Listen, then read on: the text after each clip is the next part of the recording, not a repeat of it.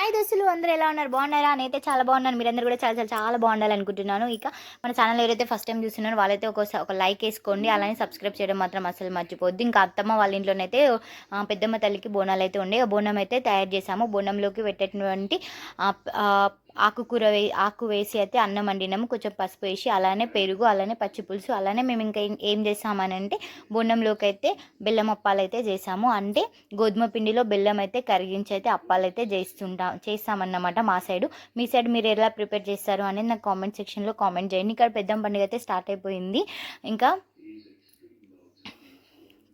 ఇక్కడ దేవునికి సంబంధించినటువంటి అన్ని దేవుని బోనంలో అయితే పెట్టి మేమైతే బోనం అయితే తీస్తూ ఉంటాం అన్నమాట మా సైడ్. ఇంకా బోనం పండుగ అయితే స్టార్ట్ అయిపోతుంది. ఇంకెవరైనా మన ఛానల్ అయితే సబ్స్క్రైబ్ చేసుకోకపోతే మొత్తం వీడియో చూసి మీకు నచ్చితే కనుక కంపల్సరీగా లైక్ చేయండి. ఓకేనా? మళ్ళీ